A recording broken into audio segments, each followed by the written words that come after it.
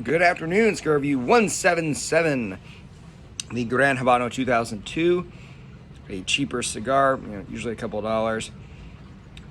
It's okay. I've got some notes of chocolate. Definitely got a lot of cedar in there, a little caramel, a little tiramisu, but they're pretty faint besides the notes of chocolate and cedar.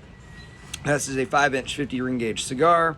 It is Honduran made, and then from there, all the websites disagree with what else is in it. So some are saying that it's a Nicaraguan filler and wrapper, some are saying Dominican, and some are saying Costa Rican. Most of them are saying it's a blend of Nicaraguan and something else. That's the frustrating thing sometimes about these cheaper cigars, is that no one bothers to write decent articles on them and identify what's actually in the suckers. I'm sure if I did a lot more research, I could come to a conclusion, but I'm not. This is about all you need to know about the cigar.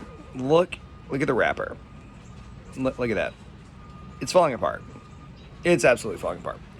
And this is after being touched up. So when I evaluate cigars, how does it burn? How does it draw? How does it taste? How is it constructed? Well, I love the draw. It is actually a fantastic draw. It's very good. One reason the draw is good is because this thing is burning hot, which is also part of the reason it's burning unevenly. It's hard for something to burn hot and burn perfectly evenly. And that being said, it is burning completely unevenly. The construction is incredibly poor.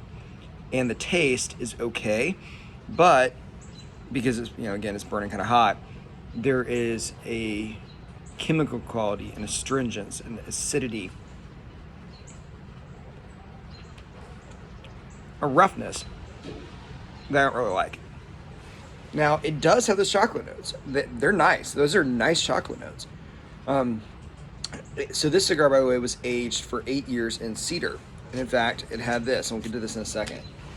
So those cedar notes do come through very, very well. I like the chocolate, I like the cedar, but there's no way I could ever recommend a cigar that's falling apart, that burns unevenly, that's burning hot, that has a harsh taste besides the chocolate and the cedar. My other problem with the cigar, and I hate when cigar makers do this, so if any of you make cigars, take note. Right, it came with this wrapped around this section. So don't do that. Don't do that. If you want to age it in cedar, fine. But don't wrap it in it and make me take this off before I want to smoke it. If I want to smoke a cigar, all I should have to do is cut the end cap off and be done with it. Alec Bradley does the same thing a lot. They wrap the entire cigar in paper or cedar or other stuff, and I hate it. There's just no point. All it does is cause additional possibility of me ripping the cigar. Now, when I take a cigar band off, it's different because the cigar's been hot. That glue gets loose, right? But the tape on this, the tape doesn't get loose. It doesn't get hot because I have to take it off before I smoke it. And you have to almost dig your nails under the stupid cedar to actually get it off.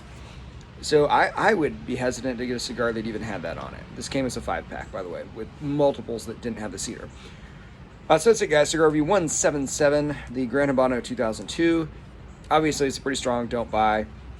It's just not a great cigar. It does have some chocolate and cedar notes that I like, but overall, it's poorly made, and it burns unevenly.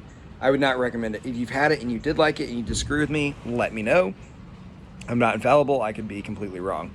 I am not wrong about the fact that it is, in this case, very poorly made, but yeah, I would not buy it. So that's Cigar Review 177 with a very strong do not buy on the Gran Habano 2002.